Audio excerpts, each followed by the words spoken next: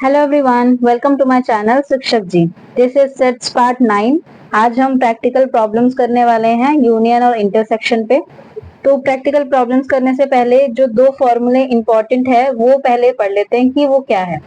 सबसे पहला वाला है कि जब भी आपको number of A union B निकालने के लिए बोला जाएगा, इस एन का मतलब है नंबर ऑफ एलिमेंट कितने हैं ए यूनियन बी के अंदर, ठीक है। तो जब भी नंबर ऑफ एलिमेंट की बात की जाती है तो इस तरीके से लिखा जाता है एन ब्रैकेट में ए यूनियन बी। इसका मतलब है number of element in A union B. जब भी आपको number of element A union B के अंदर निकालने के लिए बोला जाएगा, आपको क्या करना है, सबसे पहले जो number of element in A है उनको ऐड करना है, फिर number of element in B है उनको ऐड करना है, और फिर उनका जो कॉमन पार्ट है उनको सब्ट्रैक्ट करना है। अब ये फॉर्मूला बना कैसे होगा इस डायग्राम से समझ लेते हैं। ये आपका एक यूनिवर्सल सेट है जिसमें ये वाला सर्कल आपका ए है, ये वाला सर्कल आपका बी है। ए को मैंने ब्लू पेन से और बी को ब्लैक पेन से शेड किया है ताकि आपको पता चल जाए डिफरेंस। अब क्या हुआ कि जब मैं यूनियन की बात कर रही हूँ तो मैं इस पूरे हिस्से की बात कर रही हूँ, यहाँ से लेके यहाँ तक के पूरे हिस्से। और यूनियन के लिए सबसे पहले मैंने क्या किया, मैंने ए को ऐड किया, फिर मैंने बी को ऐड किया। जब मैंने ए को ऐड किया तो भी इनका कॉमन वाला पार्ट मैंने ऐड कर दिया, और जब मैंने बी को ऐड किया तो भी मैंने कॉमन वाला पार्ट जो है वो ऐड कर दिया। तो यानी ये वाला जो पोर्शन है वो मैंने दो बार ऐड कर दिया है। तो दो बार तो हम कोई भी चीज रिपीट इसमें नहीं कर सकते, तो इसीलिए हम क्या करते हैं, इसको एक बार सब्ट्रैक्ट कर देते हैं। तो इस तरीके से ये फॉर्मूला बन गया number of A plus number of B minus number of A intersection B. ठीक है। अब दूसरा वाला फॉर्मूला देखते हैं। अगर तीन सेट दे रखे हैं तो तीनों का अगर यूनियन निकालने के लिए बोला जाएगा तो कैसे निकालेंगे। Number of element in A union B union C, यानी A union B union C के अंदर कितने एलिमेंट है वो कैसे निकालेंगे। सबसे पहले तो हम ए को ऐड कर देंगे, फिर बी को ऐड कर देंगे और फिर सी को ऐड कर देंगे। ये मैंने यहाँ ए को ऐड कर दिया, ये मैंने यहाँ बी को ऐड कर दिया और ये मैंने यहाँ सी को ऐड कर दिया। अब ध्यान से देखिए मैंने क्या क्या रिपीट कर दिया है बहुत बार।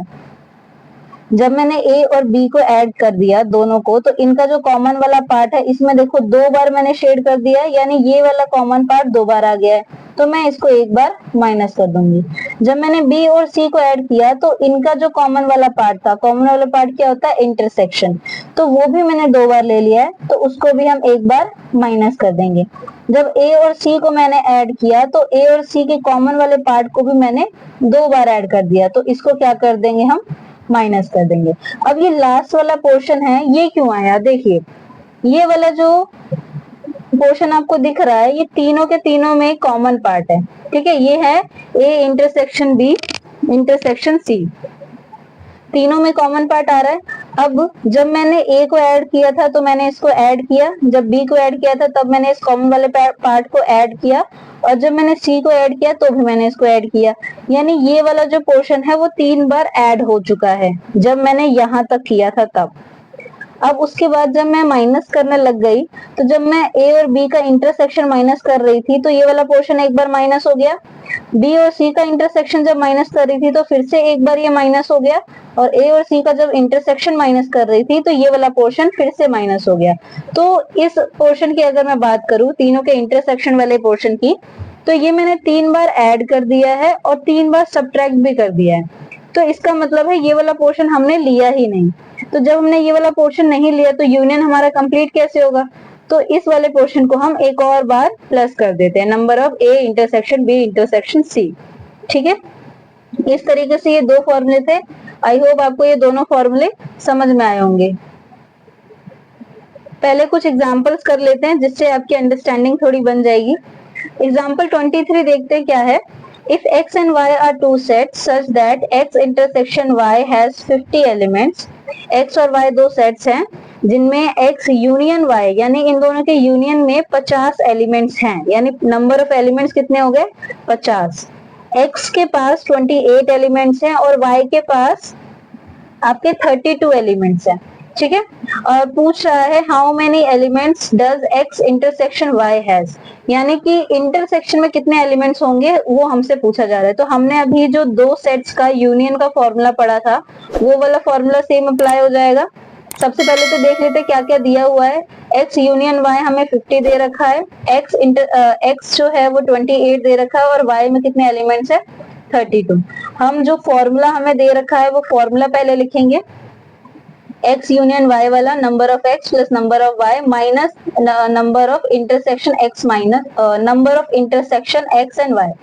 ठीक है, अब हमें ये वाला पार्ट दे रखा है, ये वाला पार्ट दे रखा है, ये वाला पार्ट दे रखा है, बस ये वाला पार्ट नहीं है, तो इसको तो हम प्लस माइनस करके इजीली निकाल सकते हैं। तो ये 50 है, ये 28 है, 32 है और इंटरसेक्शन वाला पार्ट हमें दिया ही नहीं है, तो इंटरसेक्शन वाला पार्ट हम इजीली निकाल सकते हैं। तो इंटरसेक्शन हमारा क्या आ जाएगा, 28 प्लस 32 60 हो जाएगा और यहाँ वाला 50 जो है वो उधर जाके माइनस हो जाएगा। तो x इंटरसेक्शन y क्या आ जाएगा हमारा 10, यानी x और y में कॉमन एलिमेंट्स कितने थे 10 थे। नेक्स्ट एग्जाम्पल नंबर 24 देखते हैं। In school there are 20 teachers who teach maths और फिजिक्स। ठीक है, 20 टीचर्स है, वो या तो मैथ्स पढ़ाती हैं या फिजिक्स पढ़ाती हैं।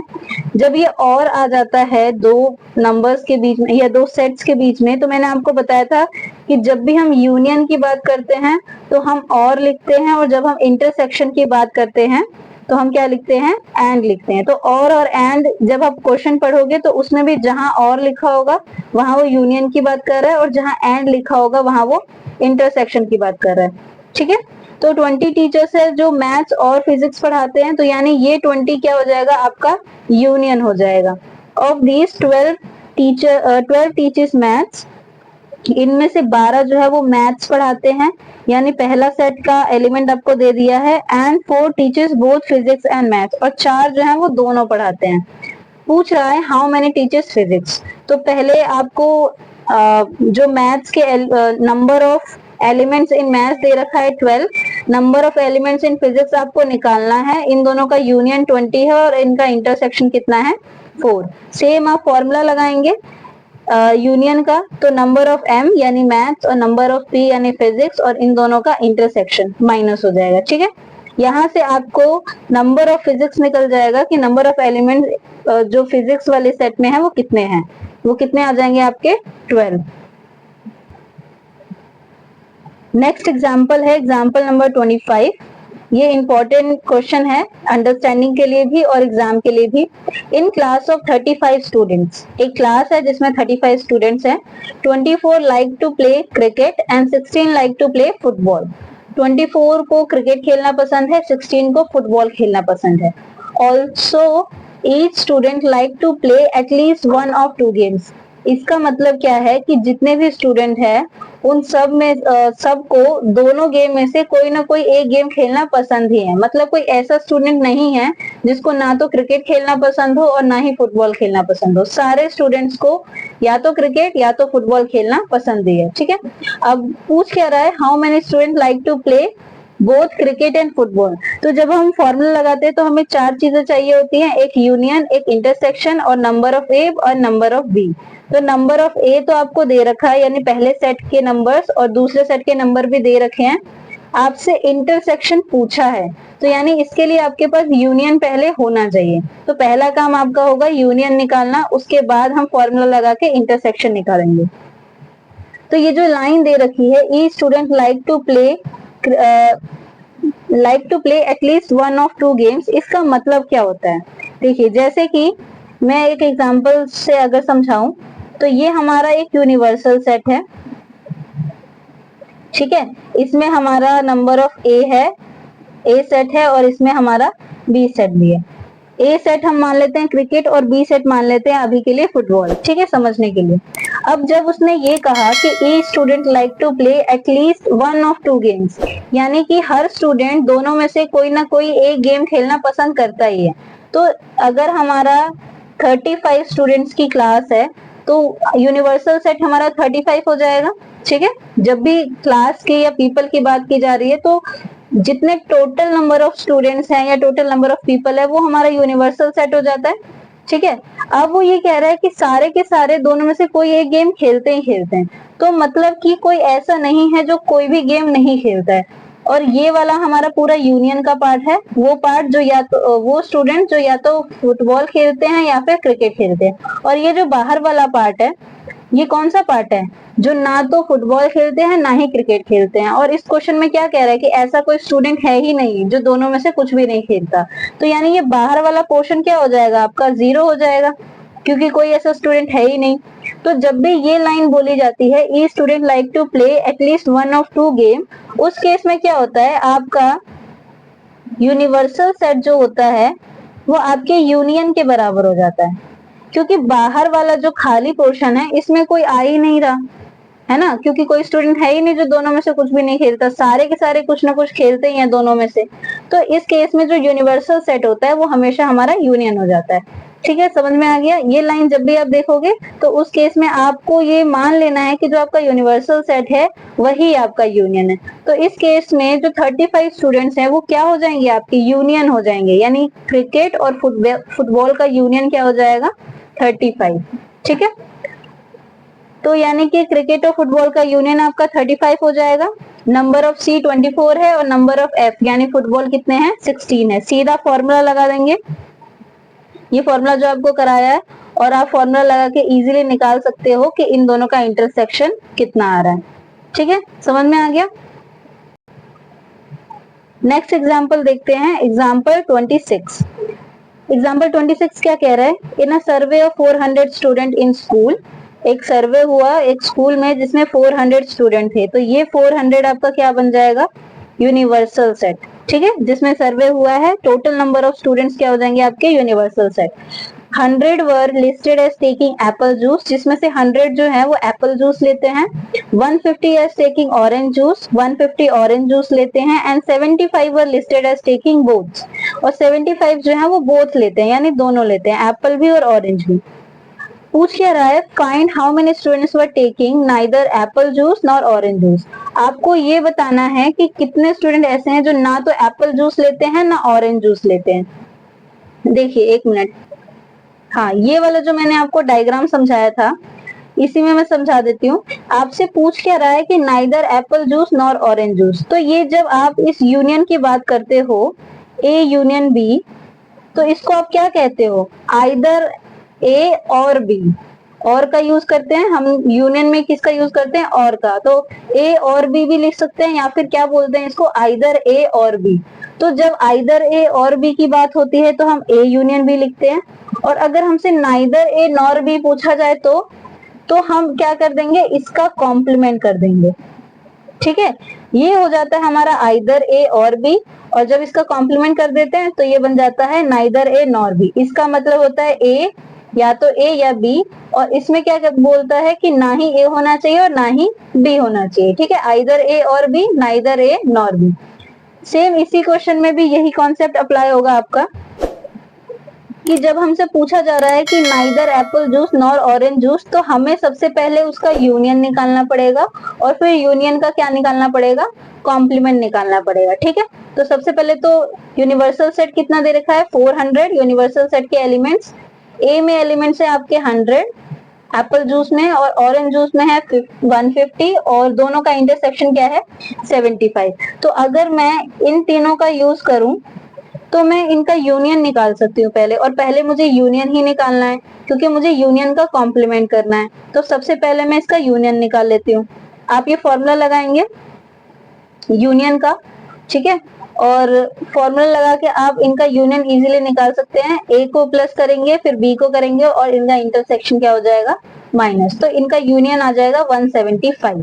अब इसने मुझसे यूनियन नहीं पूछा था, इसने मुझसे आइदर ए और बी नहीं पूछा था, इसने मुझसे पूछा था नाइदर ए नॉर बी, ना तो ए ना बी। तो आप क्या करोगे, इस यूनियन का कॉम्प्लीमेंट कर दोगे, और किसी का भी कॉम्प्लीमेंट करने का मतलब क्या है, उसको यूनिवर्सल सेट में से माइनस करना। तो यूनिवर्सल सेट आपका 400 है, जिसमें से यूनियन आप 175 माइनस करोगे तो आपका आंसर कितना आ जाएगा, 225। ठीक है, समझ में आ गया। ये क्वेश्चन इस तरीके से करना। नेक्स्ट एग्जांपल देखते हैं, एग्जांपल नंबर 27। क्या लिखा है, there are 200 individuals with skin disorder. 200 individuals है जिनको स्किन डिसऑर्डर है। ठीक है, 120 has been export to chemical 1, 120 को केमिकल 1 की वजह से, 50 को केमिकल 2 की वजह से, और 30 जो है उनको बोथ की वजह से। ठीक है, तो ये जो 200 यहाँ पे लिखा हुआ है, पहली बात तो ये हमारा यूनिवर्सल सेट होगा, जब तक वो लाइन नहीं लिखी होगी तब तक हम इसको यूनियन नहीं मानेंगे, ये हमारा क्या हो जाएगा, यूनिवर्सल सेट। C1 की अगर हम बात करें तो C1 में 120 एलिमेंट्स है, C2 में 50 एलिमेंट्स है और इन दोनों के इंटरसेक्शन में क्या है, 30 एलिमेंट्स है। हमसे पहले पूछा है C1 बट नॉट C2। जब हमसे ये कहा गया C1 बट नॉट C2, तो हमसे क्या पूछ रहा है वो, ओनली C1। पहले इस डायग्राम को देखते हैं। उसने क्या कहा कि इन दोनों का इंटरसेक्शन कितना है, 30। तो अगर इनका इंटरसेक्शन 30 है तो इनके कॉमन पार्ट में 30 एलिमेंट्स आएंगे। तो मैंने इनके कॉमन पार्ट में 30 एलिमेंट्स लिख दिए क्योंकि इनके कॉमन में 30 एलिमेंट्स आ रहे हैं। अब वो C1 की जब बात कर रहा है तो वो क्या कह रहा है कि टोटल C1 में 120 एलिमेंट्स है। तो अगर ऐसे आप देखोगे तो ये जो A है पूरा आपका, ये पूरा आपका C1 को रिप्रेजेंट कर रहा है और इस पूरे में 120 एलिमेंट्स आने चाहिए और 30 में ऑलरेडी इनके इंटरसेक्शन में लिख चुकी हूँ। तो बाहर का जो ये एरिया है इसमें कितने एलिमेंट्स आ जाएंगे, आपके 90 एलिमेंट्स आ जाएंगे। तो 90 प्लस 30 टोटल मिलके कितने हो जाएंगे, 120 एलिमेंट्स। सेम इसी तरीके से जब आप C2 वाले सेट्स को देखोगे यानी कि B सेट को देखोगे तो इनके इंटरसेक्शन में मैं 30 ऑलरेडी लिख चुकी हूँ, ठीक है। और इसके बाहर वाले पार्ट में मैं कितना लिखूंगी, 20, ताकि 30 और 20 मिलके कितने हो जाए, 50। और टोटल 50 ही हमारे C2 में एलिमेंट थे, ठीक है, समझ में आ गया। अब इसके हिसाब से हम इसका आंसर देंगे। पहला क्या पूछ रहा है वो, C1 बट नॉट C2। जब भी वो बोलता है C1 बट नॉट C2 तो वो क्या कह रहा है, मुझे ओनली C1 दो, ठीक है, सिर्फ और सिर्फ C1 की बात कर रहा है। तो इस पार्ट को अगर देखेंगे तो ये पूरा का पूरा C1 है, लेकिन ये ओनली C1 नहीं है, इसमें C2 का भी कुछ पार्ट आ रहा है, यानी B का भी कुछ पार्ट आ रहा है। तो जब आप इस पार्ट को हटा दोगे तो ये जो बच गया है 90 वाला, ये पूरा का पूरा क्या है, C1 है। तो इसका आंसर कितना हो जाएगा, 90। 90 क्या है, ओनली C1 है, जो कि सिर्फ और सिर्फ उस पार्ट में आ रहा है जहां पे B का पार्ट नहीं आ रहा है। ये पूरा का पूरा आपका C1 है, A वाला, लेकिन ये ओनली C1 नहीं है। जब आप इसमें से B का पार्ट हटा दोगे तो ये क्या बन जाएगा, ओनली C1। उसी तरीके से सेकेंड वाला part C2 but not C1 क्या पूछ रहा है, ओनली C2 पूछ रहा है। तो आप इसमें से कॉमन वाला पार्ट हटा दोगे तो ये क्या बच जाएगा, आपका C2 बच जाएगा, यानी C2 भी क्या आ रहा है आपका 20। थर्ड क्या पूछ रहा है, C1 और C2। तो ये तो यूनियन पूछ रहा है, तो यूनियन का तो सीधा फॉर्मूला लगा देंगे, number of C1 plus number of C2 और माइनस उन दोनों का इंटरसेक्शन। C1 है आपका 120, C2 है 50 और इनका इंटरसेक्शन है 30। तो ये माइनस हो जाएगा। टोटल आपका आंसर कितना आ रहा है, 140। ठीक है, यहाँ तक आपके ये सारे एग्जाम्पल खत्म हो जाते हैं। आपको ये वाला जो डेफिनेशन है या ये जो फॉर्मूला है ये अब तक समझ आ चुका होगा। नेक्स्ट क्लास में हम आगे की एक्सरसाइज करेंगे जो इस कॉन्सेप्ट पे बेस्ड है। ठीक है, ये वीडियो यहीं पे खत्म करते हैं। अगर आपको ये वीडियो अच्छी लगी हो तो please like the video, subscribe to my channel और हमें कमेंट सेक्शन में बताना आपको वीडियो कैसा लगा। Thank you.